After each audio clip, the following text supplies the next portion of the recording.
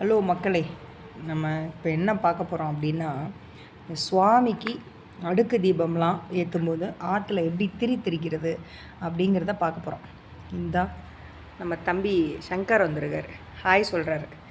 இந்த திரிக்கிறத நீ எங்கே கற்றுண்ட, அதுலேருந்து சொல்லிவிட்டு எப்படி திரித்து போடுறது அப்படிங்கிறத எங்களுக்கு விளக்கி சொல்லு. ஆனால் பொறுமையாக சொல்லு தம்பி. ஆக்சுவலி முதல்ல என்றைக்குமே ஒரு திரி நல்லா எரியணும் அப்படின்னா நம்ம அதை நல்லா நெய்யில் டிப் பண்ணிவிட்டு நல்லா திரித்து எடுத்துட்டோம் அப்படின்னா ஜோதி நல்லா நின்று எரியும்.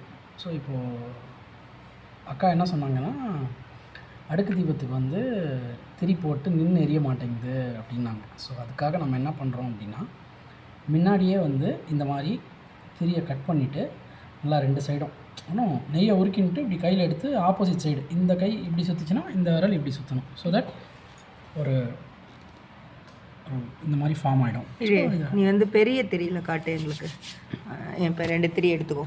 ஸோ இதை எடுத்துக்கிறோம்.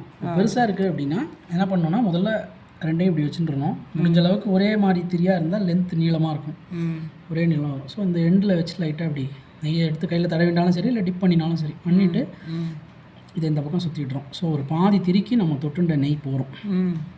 அதுக்கப்புறம் அதை அப்படியே திருப்பிட்டு இந்த சைடு அதை நெய்யில் அப்படி இது பண்ணிவிட்டு அதுக்கு எதிர்ப்புறம் ஆப்போசிட் டைரெக்ஷனில் திருப்போம். ஸோ என்னாகும், இங்கே பாருங்கள், இது இந்த பக்கம் சுற்றுறோம், இதை இந்த பக்கம் சுற்றுறோம். ஸோ எப்படி அந்த காலத்தில் சணல் கயிறெல்லாம் திரிப்பாங்க அந்த மாதிரி.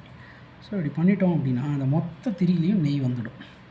இதை நீங்கள் உடனே ஏற்றணும் அப்படின்னா அப்படியே கொண்டு போய் விளக்கில் சொருகிட்டு ஏற்றிடலாம். இல்லை பூஜை அப்போ எங்களுக்கு நாழி இருக்காது, முன்னாடியே பண்ணி வச்சுக்கணும் அப்படின்னா இங்கே கீழே பார்த்தீங்களா இந்த மாதிரி வச்சுருக்கணும். ஸோ இந்த மாதிரி முன்னாடியே பண்ணி வச்சுட்டு இதை அப்படியே காய விட்டுட்டேல் அப்படின்னா காஞ்சிடும். ஸோ காஞ்சதும் தனித்தனியாக வந்ததும் இதை எடுத்து வச்சுட்டு பூஜை பண்ணுறது அந்த எப்போ அடுக்கு தீபம் பண்ண போகிறீங்களோ அப்போது வெளியில் எடுத்து வச்சுட்டு லைட்டாக ஒரு 4 ட்ராப் நெய் அப்படி உருக்கி அதில் ஊற்றிட்டேன்னா அந்த கெட்டி கரைஞ்சி இதுவாக ஆகிடும். ஏற்றினேல் அப்படின்னா நின்று எரியும். அவ்வளோதான். இப்போ குட்டி திரியில் மறுபடியும் குட்டி திரி எடுத்தோம்னா இந்த மாதிரி கட் பண்ணிட்டோம். இது பெரிய திரி, இதை நம்ம அப்படி சின்னதாக கட் பண்ணி வச்சுருக்கோம். இதுவே கட் பண்ணி வச்சுட்டு இதுவே போகிறோம். அதுலேருந்து 2 எடுத்துக்கிறோம்.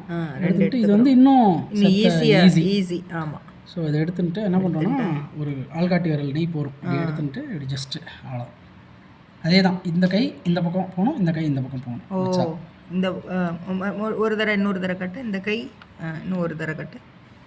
மறந்துடுவோம். எடுத்துக்கிறோம், அப்புறம் டிப் பண்ணிக்கிறோம். டிப் பண்ணிட்டு இந்த இடம் இந்த வலது கை கிளாக் வைஸில் சுற்றிக்கிறோம், இடது கை ஆன்டி கிளாக் வைஸ். ஒன்று முன்னால் ஒன்று சேர்ந்து இப்படி ஆகிடும். நான் நம்ம வழக்கம் சிங்கிளாக ஏற்றக்கூடாது, 2ஆக ஏற்றணுங்கிறதுனால இப்படி பண்ணி வச்சுக்கணும். அவ்வளோ. சூப்பர் சங்கர். மக்களே, தம்பி எப்படி பார்த்தீங்களா, திரிக்கலாம் சொல்லித்தராரு. இதெல்லாம் தெரியாதான்னு கேட்காதீங்க, நிஜமாக தெரியாது. அதே நீங்கள் ஒரு திரி விளக்கில் ஏற்றுறதுக்கு கையில் திரிச்சிட்டு போயிடலாம். ஆனால் அடுக்கு தீபத்துக்கெலாம் 51, 101 அப்படியெல்லாம் ஏற்றும்போது நம்ம இப்படி பண்ணி போட்டோம்னா அது நின்று அழகாக முத்து போல் எரியும். அதுக்கு தான் இப்போ நாங்கள் ரெடி பண்ணி வச்சுக்கிறோம். தேங்க்ஸ்ரா தம்பி, பை.